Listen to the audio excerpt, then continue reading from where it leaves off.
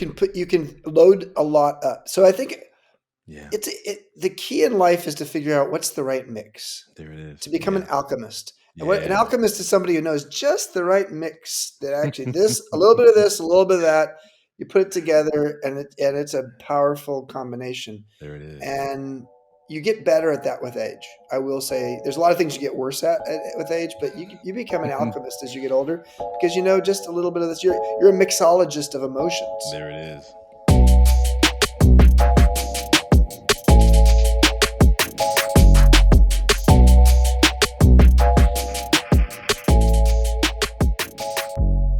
Welcome to the Taking Off the Mask podcast. My name is Ashanti Branch, and I'm really glad you've joined us. Today's guest is Chip Conley. Chip is an entrepreneur. He's an artist. He's an author. He's the creator of the Modern Elder Academy. Has worked in the hospitality industry, created disruption in the hospitality industry twice. But as you know, in this podcast, we talk more about the heart of men than all of the accolades that we achieve. On one of his recent blog posts, Chip has a topic called successism. And in the successism, it says, let me actually make sure I can say it right. The societal worship of success in a manner that is damaging to the well-being and dignity of many citizens. Most modern elders wake up to the fact that neither consumerism nor successism will buy them happiness. And it's around midlife that they choose to rewrite their success script. Man, I only recently have I accepted the fact that I'm in this midlife area. I always kind of thought I'd be young forever. But I've kind of come to understand that actually, the men in my life don't live as long. And therefore, my age right now is an age that is like closer to the end than in the middle even.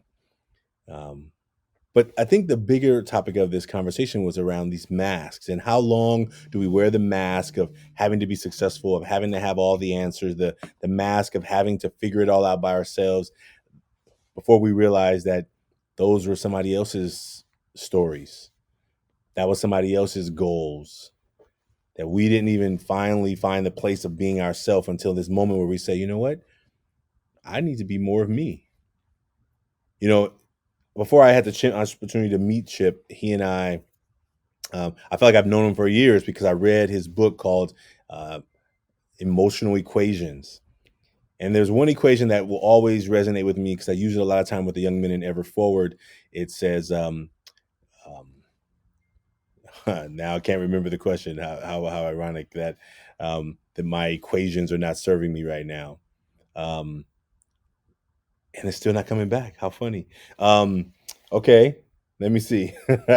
All right, this is how funny. Like I should have wrote it down before I got on this, but I thought I had it memorized. So in one of the moments of like, oh, I got this. I've talked about this equation all the time. And then I don't have it together. So, this is pretty interesting right now.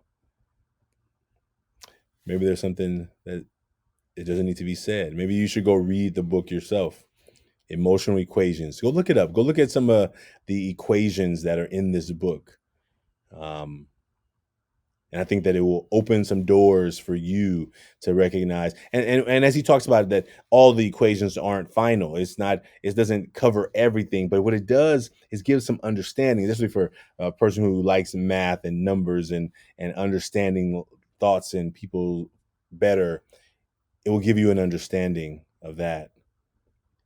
And I hope that, and you in this conversation, when you hear Chip and I talk, that something will come alive for you and how you are operating under certain equations that may not serve you anymore. Maybe the equations work perfectly well for you.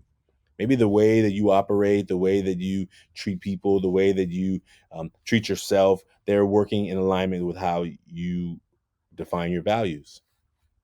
And maybe, just maybe, there may need to be some adjustment in there.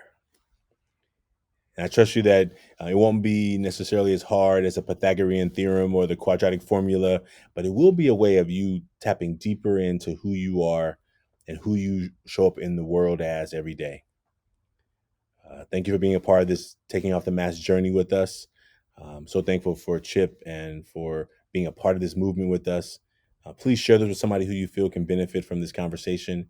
And if you haven't yet had a chance to make a mask yourself, you can do that at 100kmasks.com. And we hope that this work will continue to add value to you and the lives of others around you. Take care.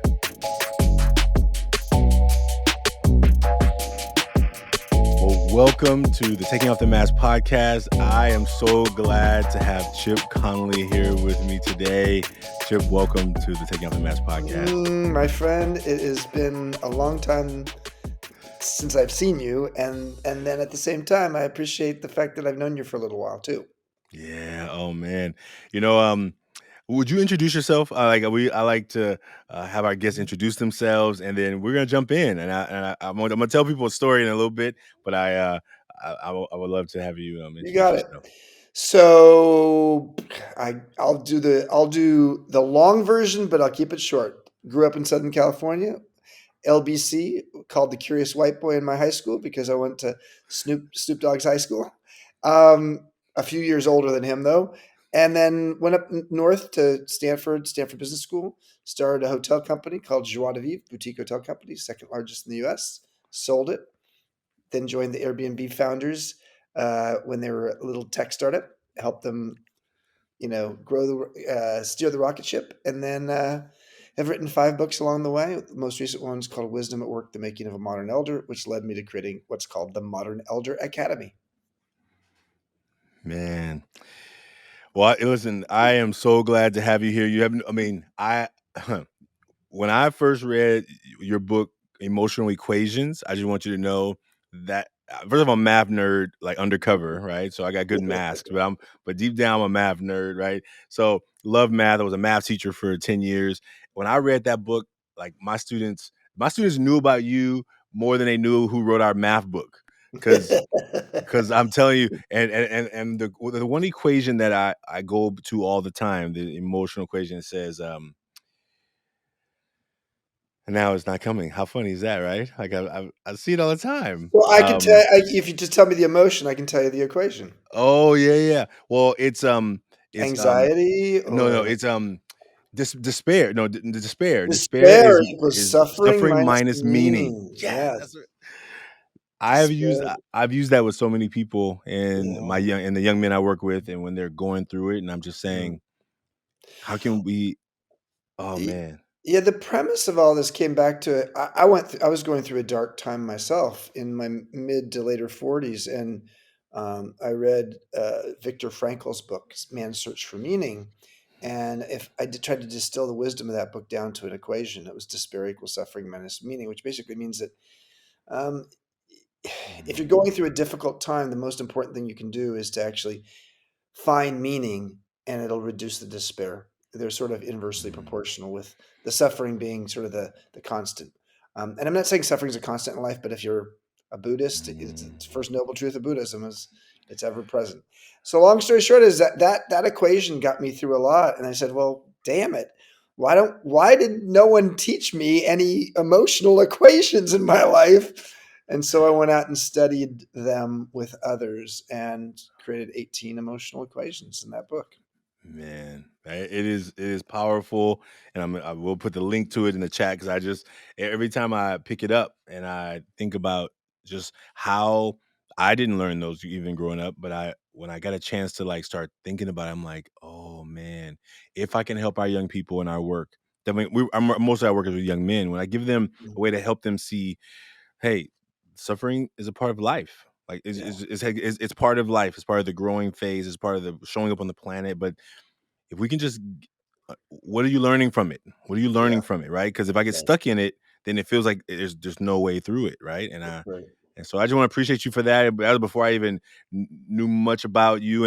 and then even I figured out that one of my really good friends worked for you, and I was like, "What? Introduce me." He's like, he's never here. He worked in one of the hotels in San Francisco. I'm like, Yeah. I want to meet that man. Mm.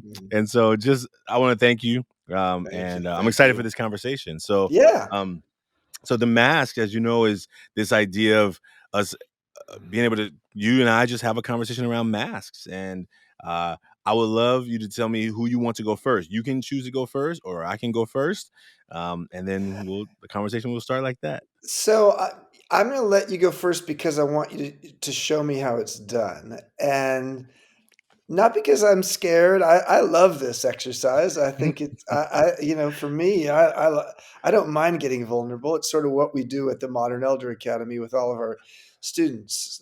So you go first, though, just to show me how it's done. Okay, fantastic. And I think, that's going to come up when I talk about. Okay, it's going to come up when you talk about the Modern Elder Academy. That's something that's really. Oh man. Okay. All right. So here's what I'm gonna do. I'm gonna share the front, and then Yep. I'll just I'll go over it. So here's the mask I drew, and here are my words on the front. I wrote Dedicated, dedicated, serious, and persistent. persistent. And And, I and think go that. back to the image again. Oh Okay. yeah, that's Hmm. yeah. I it's sometimes interesting when I think about, like, am I gonna draw a smile? Am I gonna draw, like, uh in my older masks, when I think about old masks I've drawn in all the last episodes, I usually write funny on the front, and I've started to, like, just kind of hold back on trying to use that, because what I often have done in most of my life is I've I've had to put on a smile as if I was happy even when I wasn't, and sometimes it was exhausting. And because I grew up in Oakland, California, a lot Mm-hmm. of safety issues, and but also walking down the street, people would be like, "Who you mugging? Who you looking at? What you looking at like that?" And I'm like, Mm. I'm not even thinking about you. I wasn't thinking about you, but it'll get you in fights, unfortunately, right? Yeah. Because there's a stigma about you looking at me a certain way, and I'm like, Yeah. and that's why I learned how to put on a smile just to disarm people from me, right? Right. And so sometimes I'm like, am I gonna make it into a smile? And I've inherited my father's type of lips. So if I'm just looking normal, it looks like I'm frowning. Like, if I just Mm. without a smile, I'm trying to do it. So I get my cheeks are smiling, so I'm glad to be here. So it's like I can't. I try to, but if I just Oh, look at you. You're like, looking that's tough, like a tough yeah. guy. And I had Yeah. no with no thought, with just Mm. the way I was designed, and so I've had to learn how to, like, always be on. Yeah. And yeah, so when I think about dedicated and serious and persistent, um, I'm trying to, Mhm. like, use new words, and I think I'm often serious, and I think if I'm not purposely smiling, people think I'm upset, even though I'm just really just intense on whatever I'm working on, Mhm. and sometimes it gets misunderstood, Yeah. but uh, I think dedicated. I've been running this work and ever forward for a lot of years, and I Mhm. think these are the things that I think I really try and let people see that, hey, we're. I wish we had a bigger team. I wish we had a bigger funding. I wish we had all these things, but I'm just gonna keep pushing forward, right? Um, even though it's Yeah. not really where I would have dreamed it to be at this point, but a Mm. lot of things are improving and getting better. So it's kind of like that idea is like, how do you stay dedicated even when you can't see the other end of the staircase, you know? Well, part of it comes back to how do you define success? That's Well, we'll come back to that one. That's a pretty profound. There's a workshop we're working on right now at the Modern Elder Academy called Successful but Not Satisfied. Mm. And it's important. There's an element of, like, for a lot of us, I'll show you. We'll get back to that. Okay, here's mine. There we go. Oh, can you see it? I I think can, it's I okay. can. So it looks like sort of like just, monk who's meditating because he's wise and he's curious, but he's also playful. Look at that smile. He's Nice. playful. He's also sort of like a peace lover. You see the peace sign Yeah. around his neck. Wise, curious, playful. Well, Oh man. and of course, there's like like all that stuff exuding from there. Actually, I really liked this Mm. image. Thank you for. I don't think of myself as much of a drawer, um, but I actually liked this. Yeah, wise, curious, and playful is, I think, how people describe me. Curious for sure. I grew up curious. I was a curious white boy. And I was fascinated by other cultures because I needed to be, because I grew up and went to school in junior high school and high school in the inner city. Um, the wisdom is something I think I've built over time. Um, Honestly, by just trying to metabolize the wisdom back to despair equals suffering minus meaning. If you actually can find the meaning, it helps.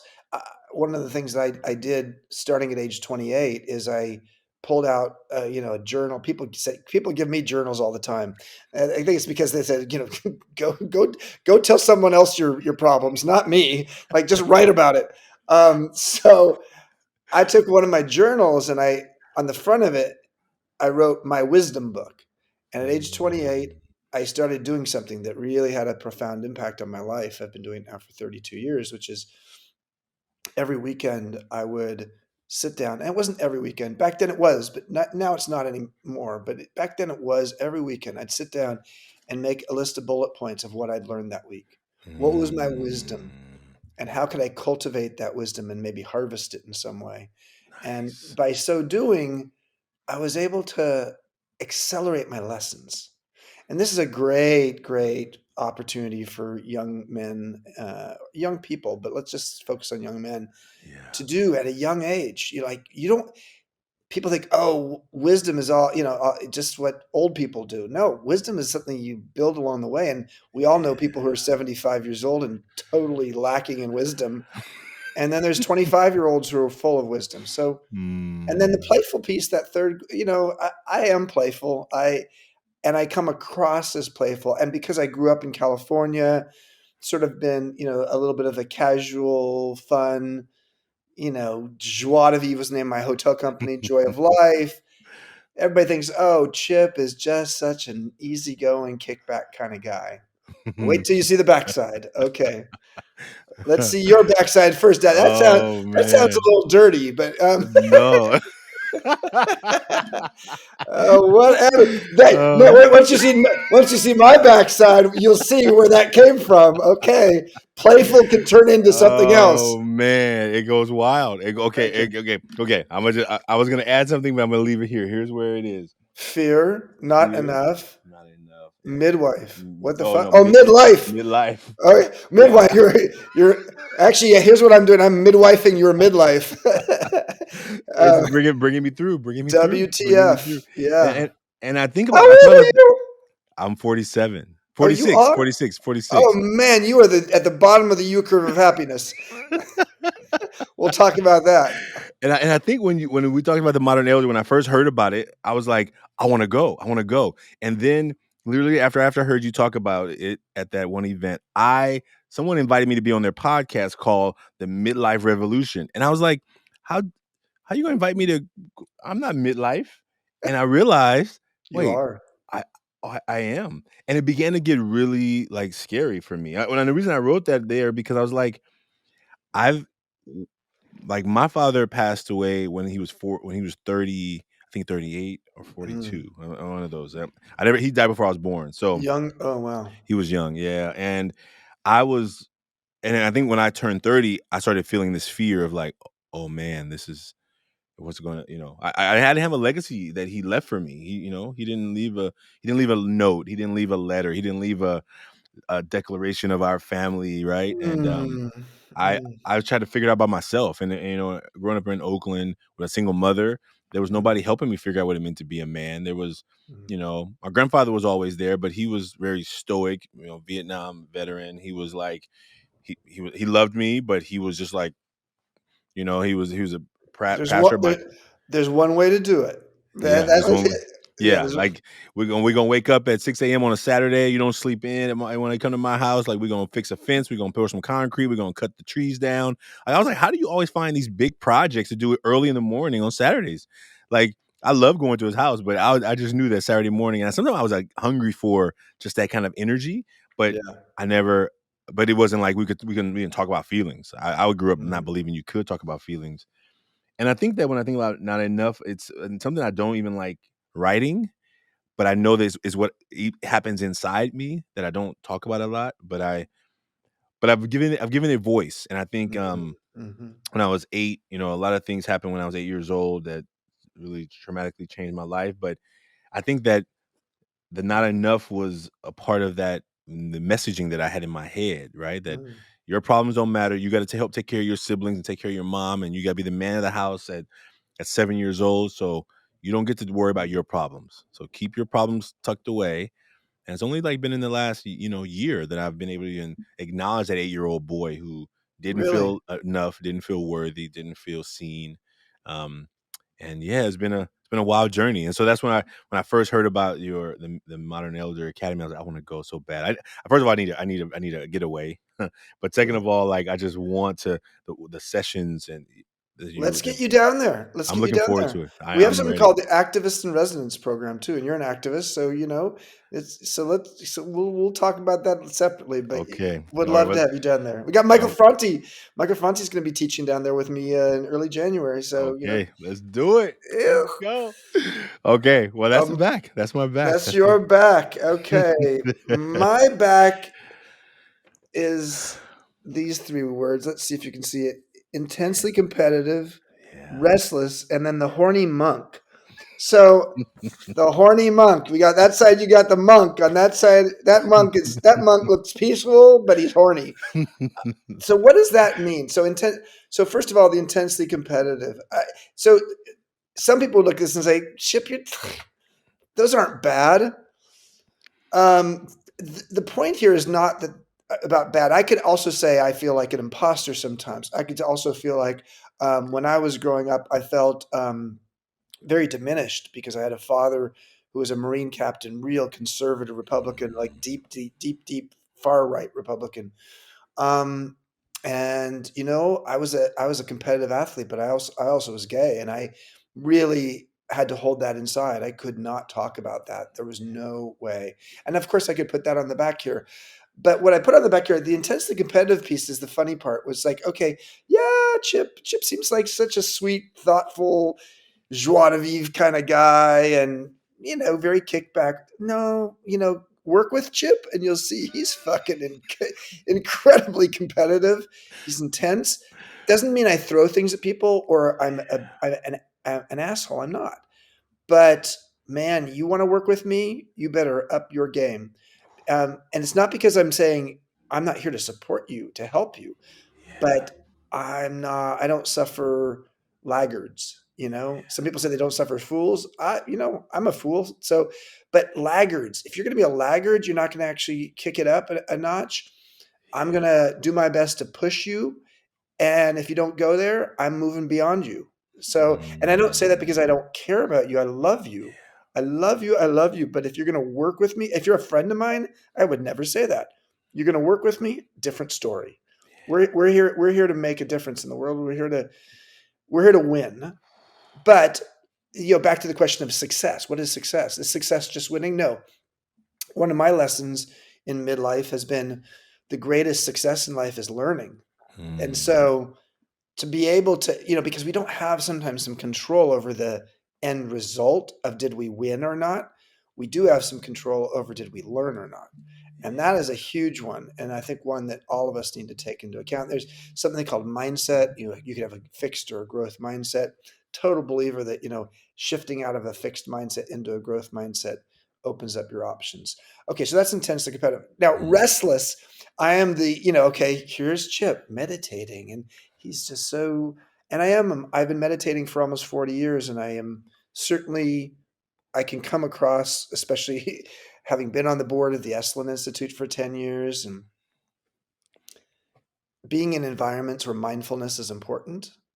Oh, yeah, people just think, oh, Chip's just sort of a yogi, and he's not really. No, I'm pretty restless. I got monkey mind. Part of the reason I come across as mindful is because I'm monkey mind, and my way of taming the monkey mind and that restlessness of my soul at times has been to learn how to ground myself and to be present. The opposite of presence is absence. And most of us, especially you younger people watching this, hearing this, mm. this is what leads to absence. If you're talking to Yeah. someone, if I'm talking to you and you're just like on that thing, you're Yeah. not present. That's When right. someone's present, now this gets back to Modern Elder Academy. presence is something you can cultivate over time. And when you are present Mm, to someone and they can feel that presence, mm, man, it is it's like they are looking into your soul, and they are looking into your soul with love and care, not with, hey, I can see your lies, I can see what you have not done right. So restlessness for me is a very important piece to yeah. wrestle down the restlessness, because of the fact that when I'm restless, I'm looking for distractions and Mm, I'm not present. And then horny monk, my God, where does that come from? There's an evolutionary astrologer named Stephen Forrest. And I've been talking to this guy. He stings astrologers. His belief is astrology is not like, just predicting what's going to happen to you. It's more like understanding what are the themes in of how your consciousness is supposed to evolve in this lifetime. mm. And so he helps me with my themes. And one of the themes he said a long time ago to me is like, "You're a horny monk." I was like, "Dude, I'm not a monk." It's just yeah, but there's in past lives you've had that role, and there's something about it in this lifetime. And so that's what's so funny about having this image. I wasn't going to write horny monk here, but the horny monk part of me, actually, it's interesting. I have prostate cancer and found out, which is afflicts, African American men much more than Caucasian men, four times more.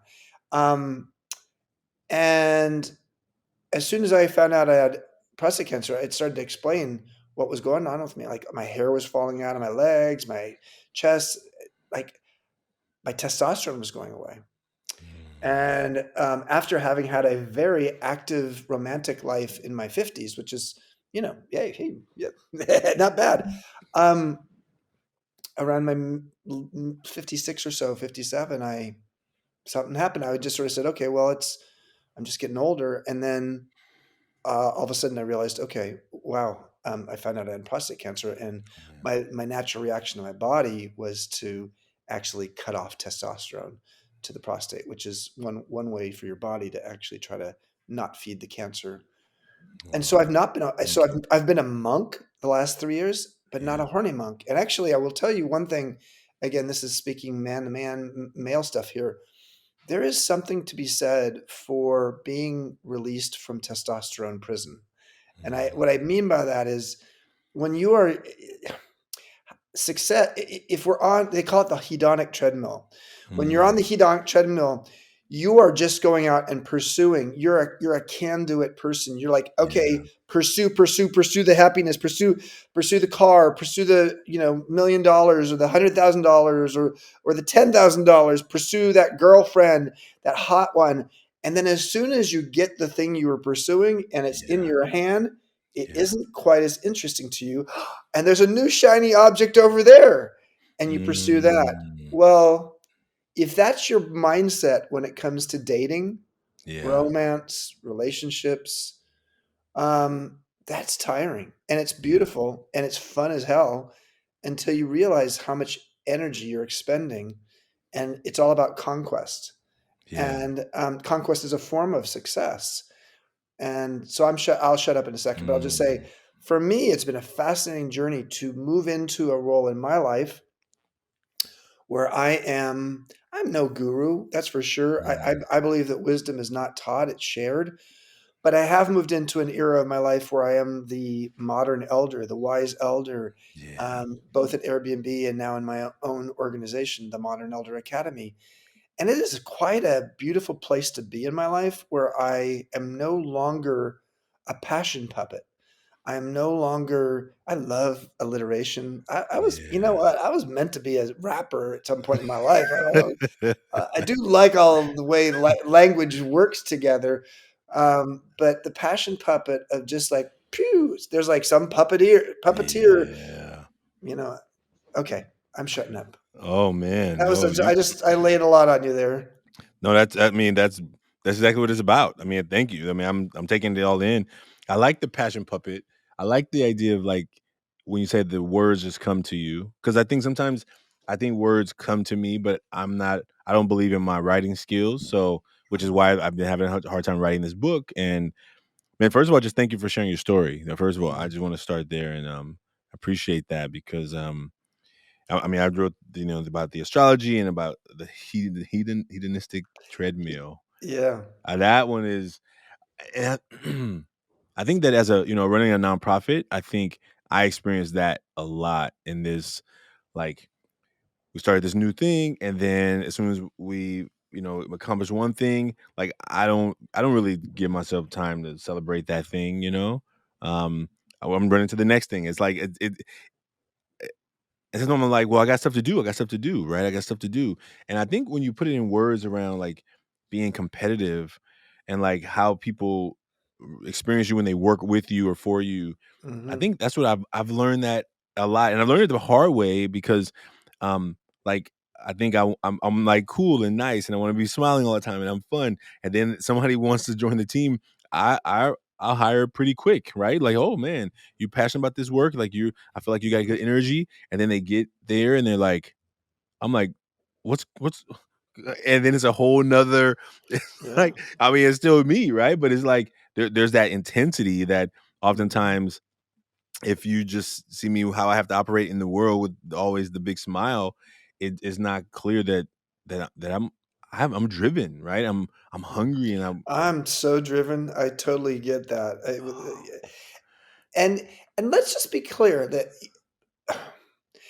what's true of us in our lives, often the thing that is one of our, whether it's our biggest shame or it's our greatest Mm, glory, when it's not modulated properly, when you don't know the right alchemy for it, like what's the yeah. right mix, it can be out of bounds. And Mm, so mm, being driven is a, especially for young people who have not been in environments where they felt like being driven was going to actually serve them. right, right, Um, right. but being driven can be a really beautiful thing, and then it can drive you off a fucking cliff. Oh Um, man. whether it's the body keeps score and how your body just gets overwhelmed by it, or it Yeah. is the one dimensionality of your life, the Yeah. narcissism that can come with it in terms of okay, the world revolves around me. These are Yeah. things that happen with driven people. And oh, let's go to this one.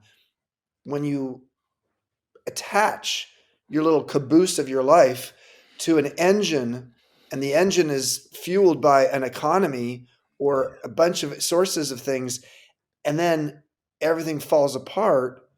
If your little Mm, caboose is only has only one thing in life, which is you are your success, yeah.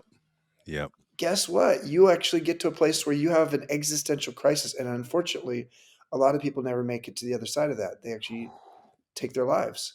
Yeah. And so being so driven that you become myopic Yeah. is not healthy. And the idea that what you just said about like it can drive you off a cliff because this idea that I got to keep going, keep going, keep going, get more, do this. And there's a book I'm reading. When you mentioned The Body Keeps a Score, that's a book recently I read, which Mm, in this last year has really opened up a lot for me. And there's other one where it says it didn't start with you mm, by mm, Mark Wolin, and it talks mhm. about how inherited family trauma shapes who we are and how we have in the cycle. And I think, you know, when at 8 years old, when I was navigating all this craziness in my life, like I just started eating. I started eating for comfort. Like I started eating. Like my father died before I was born, right? So what in the book it talks about is like stuff that happens while you're in the womb Yeah. we're still figuring out how it affects you. But my mom I was swimming in sadness for months, right? Mm, mm, Like, what does that do to the child who grows up very emotional, who feels emotions in a really real way? Like, mm. I can feel body language, I can feel people's facial expressions. Like, I'm a feeler, right? But growing up in Oakland, you don't show no feelings. So Right. I had to learn to tuck everything away. So Otherwise, you are a punk. oh, you are, and the names Okay. can get way worse than that, right? Yeah. Yeah. Exactly. And I think they imagine that, like, and so I began to eat. So if I don't want to Mm, feel, I can't feel. Oh, I'm okay. I'm just gonna mm, because no one makes fun of you for eating a lot because you're a big kid. But big kid, what do big kids do? They eat a lot. So it was not out of the ordinary. So I right. let that be the way I could just comfort my my feelings just to, I mean, I've found myself I started a little candy business in 4th grade. And you ate all your profits. I learned quick. I learned quick. I learned quick about how penny candies can work. Penny candies can stretch. And then it allows me to buy the big bars. Mm. But yeah, it was that moment of like, what's happening? And I don't think I only looking back, right? Because what do you know when you're growing up and they're telling you can't do your business anymore. But you're like, what do you mean I can't? How am I going to buy my substance if I can't sell candy anymore? It's like almost taking away from me the thing that I was actually investing in my own wellness, what I thought was wellness. It wasn't. It was perceived, right? But Mhm. yeah, man. Thank you. Thank. I think about this driven part is that's standing out to me. I mean, and me running this nonprofit. I think like sometimes the work is how do I get a chance to I have big dreams for this, right? Big dreams for this organization, and I think Mhm. like sometimes I'm like, well, when I think about that equation a lot, the reason I think about it a lot because sometimes when things are happening that I'm not happy about, like how do I give it more meaning? 'Cause I don't want to complain. I don't want to be a complainer. But so even when things are unfair, right? I'm like, okay, Shanti, what's the meaning in this? I'm always trying to find meaning in this, which sometimes doesn't give me room to process what I'm really feeling about it, right? I think because I'm always trying Yeah. to go to intellectual, try and go to Yeah, no, intellectual. that this is a risk of emotional equations, and this is why a couple of my friends who are women who are life coaches said, Chip, you've written 5 books, and that book, Emotional Equations, was a New York Times bestseller, but it's your worst book. And the reason they say that is because it can be distancing yourself from what you're going through. And from my perspective, I have a different perspective, which is like men often just try to they distract themselves with something else, eating, sex, money, athletics, whatever. To my mind, I was like, hey, you got to lure them in with the equations. Yeah, Once they're lured in with the equations, maybe then they can actually sink into those equations. yeah. But that I don't think I really articulated that enough in the book, because the book is really more like the intellectual framework for thinking about, okay, disappointment equals expectations minus reality. That makes sense. Mm, Anxiety mm. equals uncertainty times powerlessness. So you get into these equations, but yeah, especially if do not, for those of you who might read that book, do not read it from cover to cover. That is like eating a box of chocolates all at once. These chapters are like dense. They're not long. They're like 10 pages long, but there are a lot there. And you got to let some time to let your emotions happen. So yes, I think your point was well taken, is that um, let's start by saying emotions. We know none of us were, none of us had a class called Emotions 101. Yeah, And if we learned our emotions from our parents, that wasn't exactly the best teacher. yeah. Um, and if we have only one parent, then you were getting like one person like shouting from a megaphone, Yeah, yeah, and that's not, yeah, So what I can say is, hmm, if you don't deal with your emotions along the way, yeah, they accumulate. And this is why the body keeps score. Sometimes they accumulate in your body. Sometimes they accumulate in some vault yeah, way, way, way, way down there. And you have PTSD, post traumatic stress disorder, but you don't even know it. yeah, And then there's something that triggers that vault to be Mm. opened occasionally. And you do crap that you just can't believe you would ever do, or you say things, or maybe it's the alcohol or the Mm. drugs that actually open the door to the vault. But if that, better to have an empty vault. So Yeah, for me, yeah. back to my little, looks like Charlie Brown as a monk.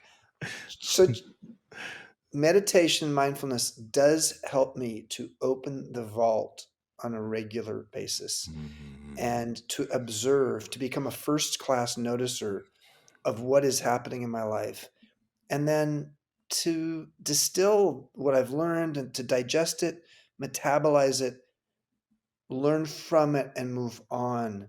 Yeah. And when you can do that, not only do you have an empty vault, which is a good thing, Mm. you also not if you're a bank, but but in terms of in terms of the bank of your bankruptness Yeah. emotions, Yeah. you I do love my language. I the that you want the empty vault because it's a heavy vault that weighs you down. It Yeah. is a heavy vault. If you are going to live your midlife, Ashanti's 80, 86 years old, 46 years old. He's like he's right in the middle of midlife or early midlife. Yeah. Midlife now supposedly goes from 35 to 75. If it's 40 Mm. years long and you're carrying a fucking vault with you, Yeah. you have way too much baggage. Ooh. And you do not have the opportunity to move adeptly and you know uh, and Mm. like a gazelle Yeah. through this part of your life. So I love that. Oh my goodness, that is, yeah. And I feel that, and I feel that even with the young people we work with in our work, right? Like you see them, they're just looking so heavy, right? You're like, tell me what am I missing, right? Because I think you're amazing, but what am I missing? Because you look like you're just dragging along mhm. a big load, right? And I think giving them room to like, I tell them it's like letting the steam out, right? Like I love that open the vault. I really like that. And I think I appreciate that for, Well, they're carrying the family load, as the book you just you showed me is like they're not just carrying their own load. They're carrying, and this is this gets into a bigger conversation which we don't have time for right now, yeah, which is the reparations and cultural load. And yeah, I'll just say a couple quick things on that. I mean, yeah, it's not, people get all wrapped up talking about reparations, about the financial reparations. It's like, it's like the emotional reparations that is frankly the more meaningful one. Financial is important too, but there's an emotional reparation. And there's just, having been the other, I know, I think America should have a day called BTO. And when I was a young kid, mm, there was a band called Bachman Turner Overdrive, a Canadian band. BTO would be the other day, be the other day. mm, And for being a white guy in a non-white school, I got to be the other in my teen years. Um, Coming out as a gay man, playing on an all-American water polo team, being in a fraternity, not easy. Being in an MBA program, not easy. I know what it meant to be the other. At Airbnb, I was twice the age of the average employee. So I was the old guy. I was the other. We need to help the world see what it means to be the other, because when you are the other in the yeah, in you and you are the person who's in the dominant paradigm, whatever the dominant paradigm is, it can vary, but let's say generally in the US, it's straight white males of age, of a certain age. And so when you're in that paradigm, people look to you, and this is why you're smiling a lot, Ashante. yeah, This, they look to you and they almost expect that you are supposed to be the voice for your demographic, yeah, which is a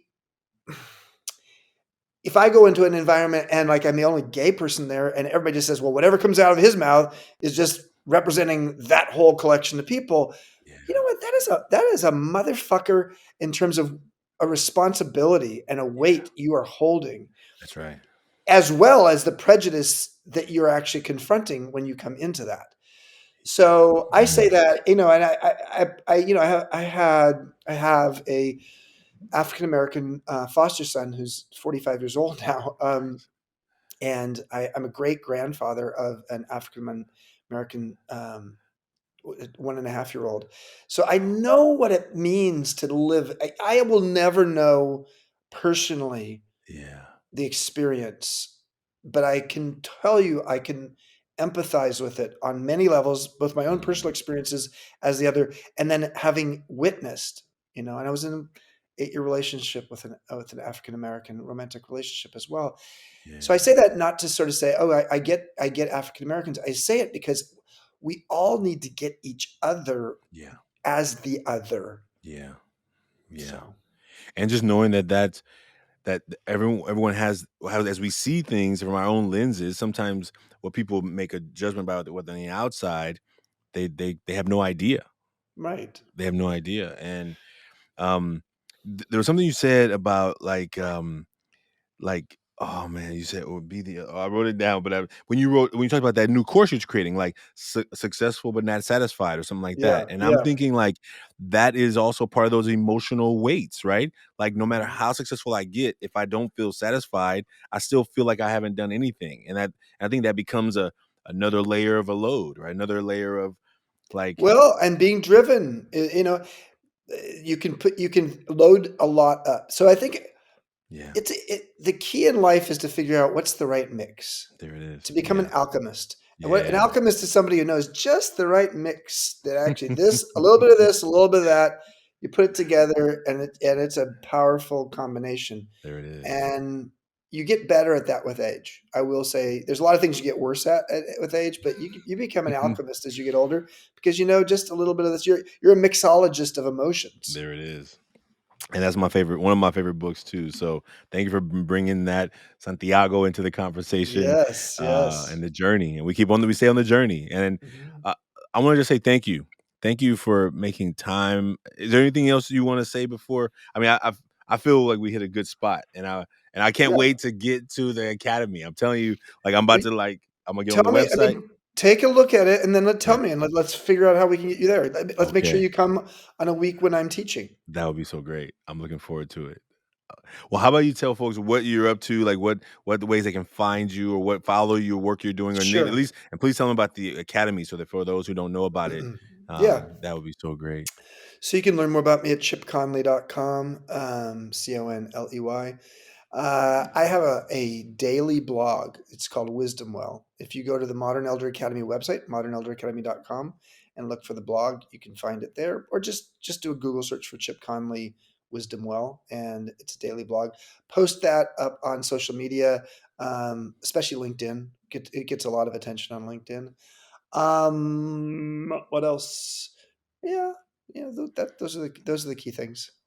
Well, we will have that in the show notes. And Chip, man, just as a person who's been, like, thankful for your work and appreciating you, and thank you for making time to be on the show with us. And I think the more we can give normalized conversations around our heart, right, I think is Hmm. going to hopefully makes it easier for others to do it as well in their Yeah. own friend group, family group, communities. So thank you for helping us to do that. Hey, listen. For me, being more vulnerable made me more of a visionary. I really do believe that it allowed me to move beyond the past. That vulnerability allowed me to move beyond it and to see the future.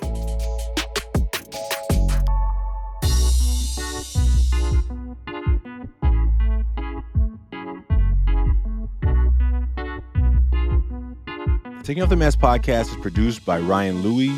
Editing, videography is also by Ryan Louie. Graphics by Kelly Wong. And a special thanks to the team at Ever Forward, Vanessa Cortez and Kevin Romero. And I'd like to thank everyone who's been a part of the creation of this podcast. As we hit this 1 year anniversary, we hope that everyone who's been a part knows that they're a part of the Taking Off the Mask experience. And we look forward to you being a part of it as well. If you liked what you heard today, please like, subscribe, and share. And we look forward to us continuing to offer conversations that matter. Take care. See you soon.